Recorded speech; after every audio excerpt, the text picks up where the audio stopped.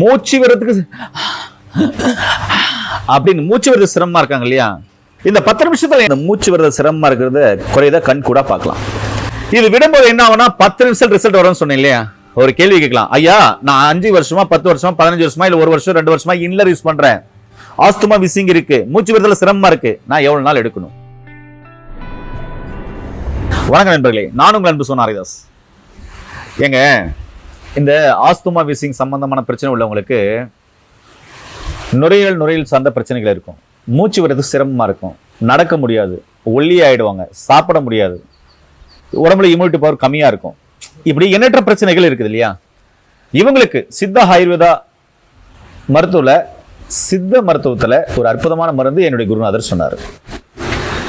நாகர்கோயிலிருந்து ஒருத்தர் பார்த்தீங்கன்னாக்க ஒரு நண்பர் வீட்டுக்கு போறாரு. அவர் அங்க பப் யூஸ் பண்றாரு, இன்லர் யூஸ் பண்றாரு. அதை பார்த்துட்டு இவர் சிரிக்கிறாரு, ஏன்னா யூஸ் பண்ணுகிறேன், ஆமா நிறைய வருஷமா பண்ணிட்டு இருக்கனே அப்படின்னாரு. சரி ஓகே படுங்க அப்படின்னு சொல்லிட்டு இந்த மருந்தை ஒரு சொட்டு தான் விடணும் மூக்குல, அதிகபட்சம் 2 சொட்டு விடலாம், அதுக்கு மேலே விடக்கூடாது. அது எப்படின்றத இந்த வீடியோல சொல்றேன். இவரை படுக்க வச்சு முதுகு இருக்குல்ல, அந்த முதுகுக்கு தலகாணி வச்சிட்டாரு. தலகாணி வச்சு அந்த முதுகு மேல படுக்க சொன்னாரு. அப்போ தலை கீழே போகும் இல்லையா. அப்போ இந்த மூக்குல பாத்தீங்கன்னா ஒவ்வொரு சொட்டு இந்த மருந்தை விடுறாரு, அதாவது இந்த மூலிகை மருந்தை விடுறாரு. ஒரு சொட்டு விட்டு ஒரு 30 செகண்ட் வெயிட் பண்றாரு.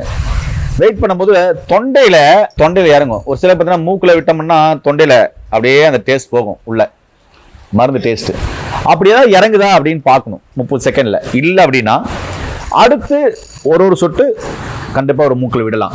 அதுக்கப்புறம் பார்த்தீங்கன்னா ஒரு நிமிஷம் அப்படியே படுக்க வச்சுட்டு அந்த தொண்டையில இறங்கின உடனே மெதுவா அந்த முதுகுல இருக்கிற தலையணையை எடுத்துடணும். எடுத்துட்டு அந்த தலைகாணியை எப்படி எடுக்கணும்னா அப்படியே இழுத்துன்னு வந்து தலைக்கு விட்டுறணும், டக்குன்னு உருவிடக்கூடாது. முதுகுல இருந்து அப்படியே இழுத்து தலைக்கு விட்டுறணும். தலைக்கு விட்டவொடனே இவர் அப்படியே ஒரு கழிச்சு படுத்துக்கலாம். எவ்வளவு நேரம் படுக்கலாம்? ஒரு 10 நிமிஷம் படுத்தாவே போதும். அதுக்கப்புறம் எழுது அவர் நார்மலா அவருடைய வேலை செய்யலாம். இந்த 10 நிமிஷத்துல என்ன ஆகும் அப்படின்னு சொன்னா, மூச்சு விடுறதுக்கு அப்படின்னு மூச்சு விடுறது சிரமமா இருக்காங்க இல்லையா, இந்த 10 நிமிஷத்துல இந்த மூச்சு விடுறது சிரமமா இருக்கிறத குறையத கண் கூட பார்க்கலாம். என் குருநாதர் சொன்னது ரொம்ப ஆச்சரியமா இருந்தது. சித்த மருத்துவத்துல அப்படிப்பட்ட வீரியமுள்ள மருந்துகள் இருக்கா அப்படின்னா இருக்கு. ஆனா சரியான மருத்துவ முறையும் சரியான கைபாகம் செய்பாகம் செய்யக்கூடிய மருத்துவர்கள், சித்த வைத்தியர்கள், பாரம்பரிய வைத்தியர்கள் நிறைய பேர் இருக்காங்க. அவங்களால் தயாரிக்கப்பட்டது தான் இந்த மூலிகை நசிய மருந்து. இது விடும்போது என்ன ஆகும்னா 10 நிமிஷம் ரிசல்ட் வரும்னு சொன்னேன் இல்லையா. ஒரு கேள்வி கேட்கலாம், ஐயா நான் 5 வருஷமா 10 வருஷமா 15 வருஷமா இல்ல 1 வருஷம் 2 வருஷமா இன்லர் யூஸ் பண்றேன், ஆஸ்துமா விசிங் இருக்கு, மூச்சு விடுறதுல சிரமமா இருக்கு, நான் எவ்வளவு நாள் எடுக்கணும்? இது தொடர்ந்து ஒரு 48 நாள் எடுத்து பாருங்க.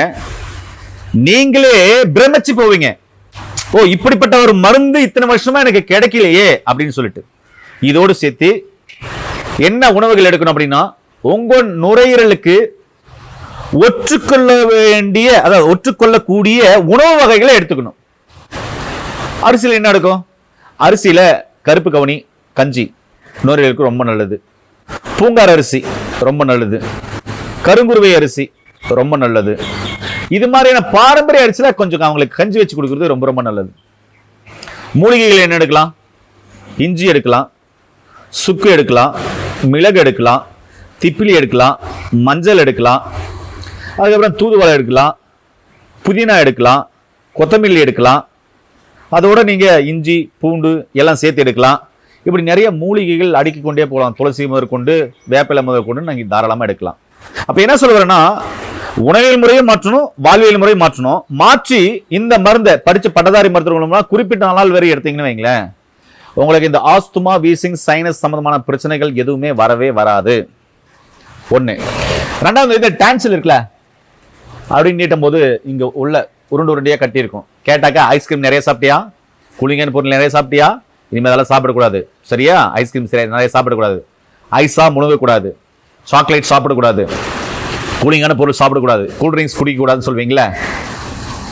அப்படிப்பட்டவங்களுக்கு ஒரு பட்ஸ்ல, அதாவது எப்படி எடுக்கணும் அப்படின்னு சொன்னா, ஒரு தொடப்பு வச்சு எடுத்து இவ்வளவு நீட்டு உடச்சிக்கலாம். அது எப்படி வேணும் நீங்க செஞ்சுக்கலாம். கொஞ்சம் பஞ்சை வச்சு இப்படி சுருட்டினீங்கன்னா நல்லா சுருண்டுரும்.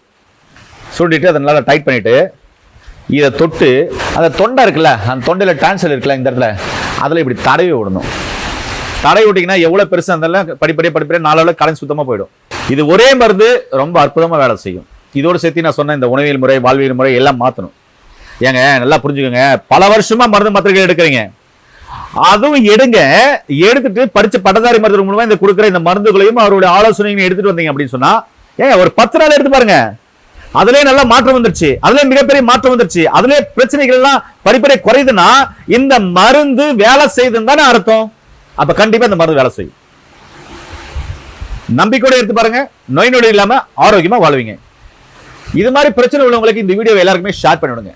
மீண்டும் இன்னொரு அருமையான பதிவில் சந்திக்கலாம். நன்றி, வணக்கம்.